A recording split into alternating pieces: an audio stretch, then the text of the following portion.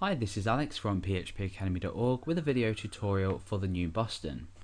In this video we're going to be taking a look at the jQuery tabs plugin or jQuery tabs widget found in the jQuery UI.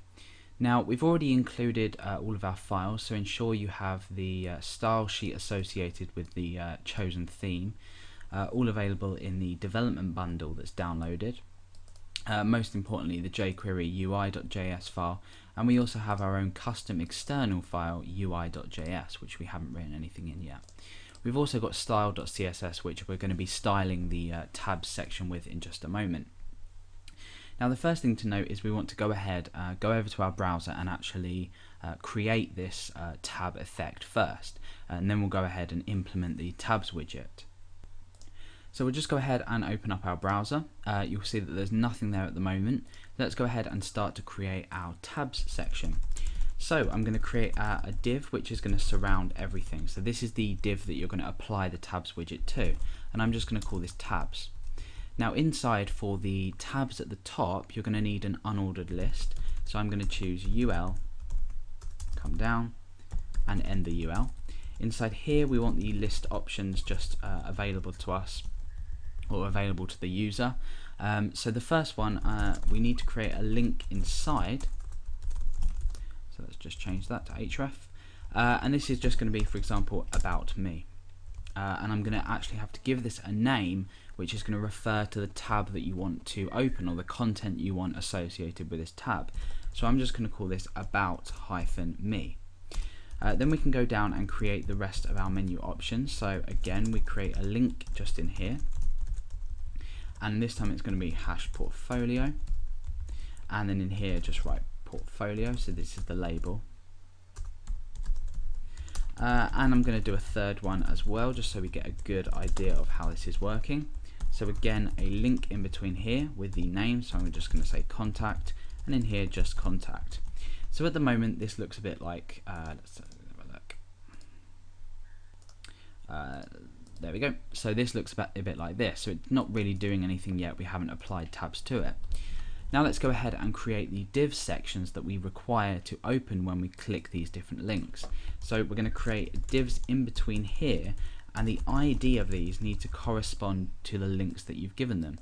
So for example, the first div is going to be, let's just put some paragraph tags in there. A short paragraph about me. Now this now needs to correspond to #about-me, or sorry, it just needs to correspond to about me, and that way jQuery will pick up that when we click on this about me tab, the corresponding div will be shown. So we do this for each one of the tabs that we create. Again, putting the ID in here of portfolio, and in here we can put the content. So for example, this is my portfolio. And the last one, we're just essentially recreating what we've already done. So contact, some paragraph tags just in there, and my contact details. So now let's just open our browser. It looks a bit like this. We've got each link here and each paragraph that represent the tab that we're going to click. At the moment it does nothing. So assuming that we've included everything correctly, we can go over to UI.js and actually apply tabs to this. So remember, we called our div here, our main div, our container div for everything here, we called it tabs. So we select this, and then we just apply the tabs widget to that. Now when we open up our browser and refresh, you can see that tabs have been created, and they correspond to each paragraph we created as well. So extremely easy to implement in this sense. Okay, so now what we want to do is take a look at changing the width of this. I'm also going to change the overall font size on the page, so this looks a bit nicer. So the first thing I'm going to do is set the body font size to 12 pixels. And then I'm going to come down and I'm going to change the size of our overall div.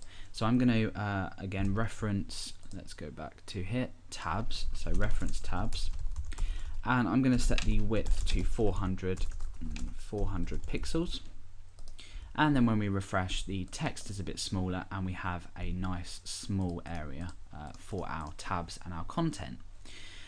So that's how we would go ahead and actually style everything up. Now I'm going to tell you about including external files within this href. So we're calling an Ajax request. Now if we were to go ahead and create another menu item, we do exactly the same. We create a link here, and I'm going to call this one loop.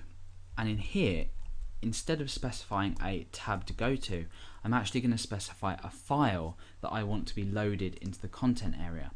So when I click this loop tab that will appear here when I refresh in a moment, I want the contents of here to be loaded from an external file. So we can specify this, and I'm going to specify loop.php, which we haven't yet created, which will be found in the PHP folder. So at the moment I'm going to refresh, click on loop, and nothing appears. That's because this loop file could not be loaded. We haven't actually created it yet. So once we have created it, the contents will appear. Now we can set Ajax options within our tabs here. So remember, the options go in our curly brackets. We can set Ajax options to check if this file is available. For example, we might return an error trying to find this file.